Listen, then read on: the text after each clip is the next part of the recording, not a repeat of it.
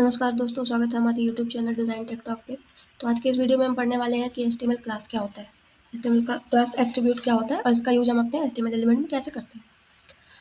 तो class attribute basically हम use करते हैं किसी भी एचटीएमएल एलिमेंट पे सीएसएस लगाने के लिए, या किसी भी एचटीएमएल एलिमेंट पे अगर हमें जावास्क्रिप्ट से कुछ मैनिपुलेशन करना होता है, तब हम उस क्लास एट्रीब्यूट का यूज़ करके क्लास से हम उसको सीएसएस से ब्यूटीफाई कर सकते हैं एंड उसका जावास्क्रिप्ट से मैनिपुलेशन कर सकते हैं, जो भी हमें उसमें करना होता है। तो किसी भी क्लास एट्रीब्यूट लिखने का हम लिखते कैसे हैं? तो क्लास एट्रीब्यूट जो होता है वो हम किसी भी एलिमेंट एचटीएमएल के किसी भी एलिमेंट पे हम क्लास इक्वल्स फिर क्लास नेम डबल कोट्स के अंदर ऐसे लिखते हैं।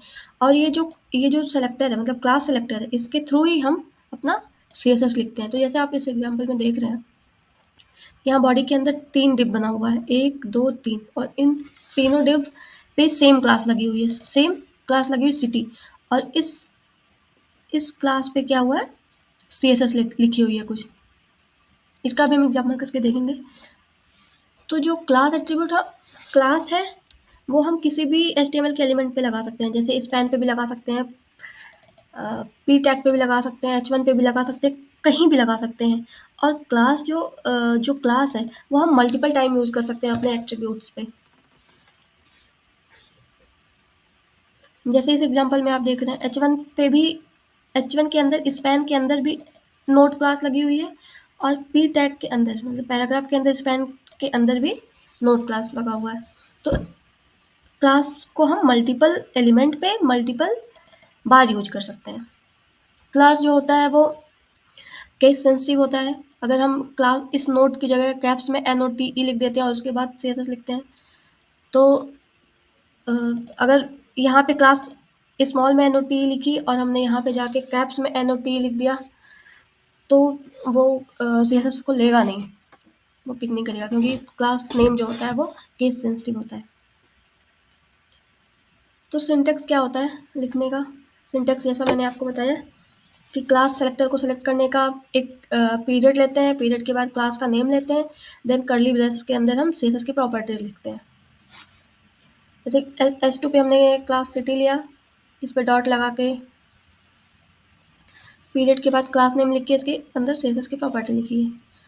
अब क्या होता है कि HTML एलिमेंट में हम एक से ज़्यादा भी क्लासेस यूज़ कर सकते हैं। जैसे ये हुआ क्लास, देन एक क्लास इस पे लगी हुई सिटी और दूसरा क्लास लगा हुआ मेन। मतलब क्या हुआ कि हम HTML एलिमेंट में मल्टीपल क्लासेस यूज कर सकते हैं स्पेस देके। अगर हमें 2 क्लास यूज करना है तो हम स्पेस देके मल्टीपल क्लासेस यूज कर सकते हैं इसमें। तो और अगर हम सिटी क्लास से कोई CSS लिखते हैं, तो ये H2 जो एलिमेंट है वो सिटी के भी CSS को भी इनहेरिट करेगा, CSS के स्टाइल को लेगा, और मेन के लिए जो हमने CSS लिखे होंगे उसके भी CSS को ये अप्लाई करेगा। मतलब सिटी और मेन बोथ के CSS को इस पे स्टाइल कर देगा हमारे इस H2 के एलिमेंट को। और क्लास एलिमेंट क्या होता है? Different element can share same class. तो डिफरेंट एलिमेंट जो है H2 और ये पी टैग, ये दोनों क्या हो रहे हैं कि सेम सिटी क्लास को शेयर कर रहे हैं। इसी तरह क्लास एट्रीब्यूट का यूज से हम जावास्क्रिप्ट में अपनी चीज़ों को मैनिपुलेट कर सकते हैं। अगर किसी भी एलिमेंट को हमें सेलेक्ट करना है या फिर उसमें कुछ चेंजेस करने हैं, कुछ जावास्क्रिप्ट उस पर लगानी है, तो हम उसके क्लास नेम को सेलेक्ट करके हम वहाँ पे अपने CSS को लगा सकते हैं।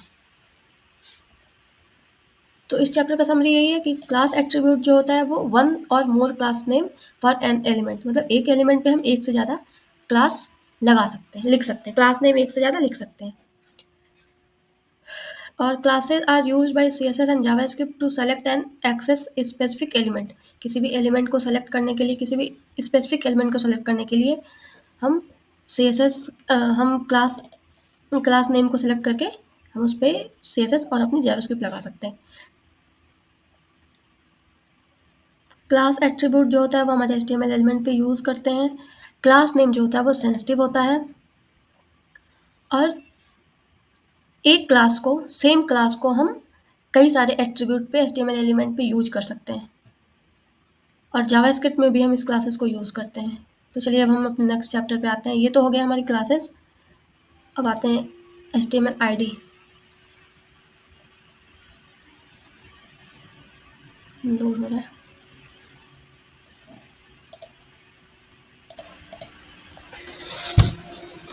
तो अब हम नेक्स्ट चैप्टर पे आते हैं। ये होता है HTML ID। HTML ID का मतलब क्या होता है? आइडेंटिफायर, मीन्स यूनिक आइडेंटिफायर होता है आईडी का मतलब। हम किसी भी एलिमेंट को यूनिक आइडेंटिफाई करने के लिए आईडी देते हैं उस पे। जैसे हमने क्लास तो हम मल्टीपल एलिमेंट पे मल्टीपल बार और मल्टीपल क्लास दे सकते हैं सिंगल एलिमेंट पे भी, लेकिन आईडी जो होता है वो हमेशा यूनिक होता है। एक आईडी जो हम अगर किसी एलिमेंट पे देते हैं तो वो आईडी सिर्फ उसी एलिमेंट के लिए होता है। हम सिर्फ एक ही बार यूज़ करते हैं, कई बार यूज़ नहीं कर सकते।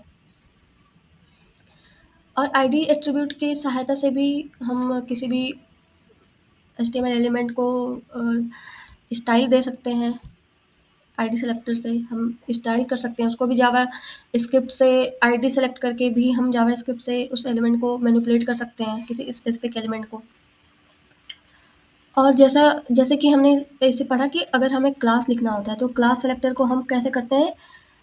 पीरियड मतलब डॉट देन क्लास नेम लिखते हैं। लेकिन आईडी में क्या होता है कि आईडी सेलेक्टर के लिए हम लिखते हैं हैश फिर आईडी नेम। जैसे आप इस एग्जांपल में देखिए, यहाँ पे दिया हुआ है H1 के अंदर आईडी दिखा हुआ है माई हेडर। और इसको सेलेक्ट करने के लिए हम सेलेक्टर को कैसे यूज करते हैं? हैश फिर आईडी नेम, फिर उसके अंदर हम कोई भी जो CSS हमें लगानी होती है वो हम CSS लगाते हैं। तो आईडी सेलेक्टर जो होता है वो भी होता है हमारा केस सेंसिटिव। अगर हम यहाँ पे लिखा हुआ हमने माई हेडर में H कैप्स है, और अगर इसके CSS में यहाँ पे हम सेलेक्टर में इसको स्मॉल कर दिया इस H को, तो ये उस पर अप्लाई नहीं होगा क्योंकि इसका ये भी केस सेंसिटिव होता है। Difference between class and ID. Difference क्या होता है? मेन क्या होता है डिफरेंस ये होता है कि आईडी को हम सिर्फ किसी एक एलिमेंट पे सेम आईडी को एक बार देते हैं, और किसी एक एलिमेंट पे आईडी हम एक ही आईडी लगाते हैं। हम मल्टीपल आईडी नहीं लगा सकते कि यहाँ पे स्पेस देके एक और आईडी लगा दिया, ऐसा नहीं करते। लेकिन जो हमारा क्लास होता है वो मल्टीपल बार हम सेम क्लास को मल्टीपल एलिमेंट पे यूज कर सकते हैं। हम आईडी का यूज़ करते हैं बुक मार्क लगाने के लिए। अपने पेज पे कहीं हमें बुक मार्क लगाना होता है लिंक के थ्रू, तो हम वहाँ पे आईडी का यूज़ करके हम पेज पे ही जंप कर लेते हैं। और आईडी के यूज़ से हम जावास्क्रिप्ट में भी उसकी किसी भी स्पेसिफिक एलिमेंट को सेलेक्ट करके वहाँ से हम उसमें मैनिपुलेशन कर सकते हैं जावास्क्रिप्ट के थ्रू, जो भी हमें चेंजेस करने होते हैं। तो हमने क्या पढ़ा, आइए हम देख लेते हैं एक बार एग्जाम्पल से समझ लेते हैं। तो जैसे यहाँ पे हमने क्लास लिखा बीजी ग्रीन और आईडी दिया माई बैकग्राउंड। अब जो बीजी ग्रीन जो ये है क्लास है, इस क्लास का यूज हम मल्टीपल जगह पे कर सकते हैं, मल्टीपल एलिमेंट में कर सकते हैं। जैसे इस डिव पे भी हम सेम क्लास यूज कर सकते हैं। इवन हम मल्टीपल क्लासेस भी यूज कर सकते हैं एक एलिमेंट के अंदर। जैसे यहाँ पे हम बीजी ग्रीन के बाद हमने दे दिया एक बॉर्डर ब्लैक नाम का एक क्लास लगा दिया यहाँ पे।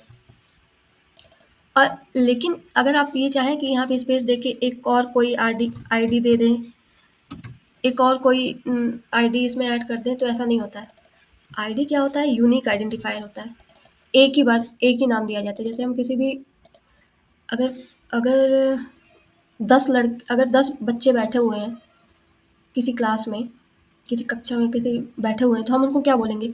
क्लास 8th के बच्चे। लेकिन अगर किसी एक बच्चे को बुलाना हुआ उसमें से, तो हम क्या करते हैं? उसका नाम लेके बुलाते हैं। हम पूरे जब तक नाम नहीं लेंगे, मतलब उनका नाम क्या होता है? यूनिक आइडेंटिफायर होता है कि नाम से हम उस बच्चे को बुला सकते हैं या फिर उसको बुलाते हैं।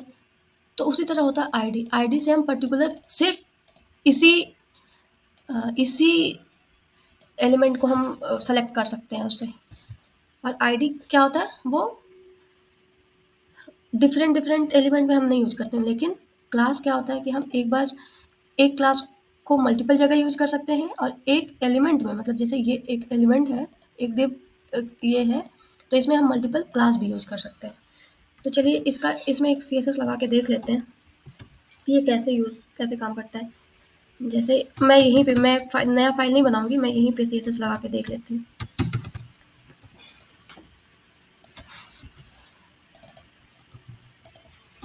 इसको हम कैसे बताया था, पीरियड के साथ फिर class name, then curly braces close, start close, then इसके अंदर हम लिखते हैं CSS। अब इसके लिए हम लिख लेते हैं background colour green, background colour green. अब इसको रिफ्रेश करते हैं अगर,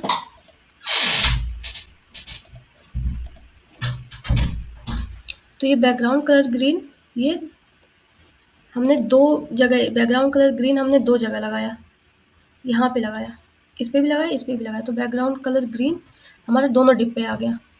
लेकिन अगर हम सिर्फ बॉर्डर ब्लैक क्लास लगाती हूँ, इस पे CSS लगाती हूँ,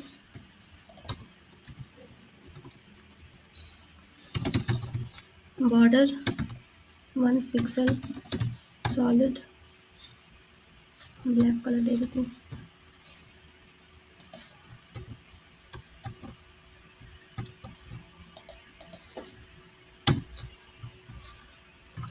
इसको रिफ्रेश करती हूँ, तो देखिए अभी ये दिख नहीं रहा है, इसका थोड़ा पिक्सल बड़ा कर देती हूँ, 5 पिक्सल कर देती हूँ। तो देखिए अब आपको समझ में आ रहा होगा कि बॉर्डर ब्लैक जो CSS मैंने लिखा वो सिर्फ इसी पे लगा, क्योंकि ये क्लास हमने इस पे नहीं लगाई थी, लेकिन बीजी ग्रीन पे जो CSS लगी हुई वो दोनों पे आ गया। तो ऐसे ही होता है। और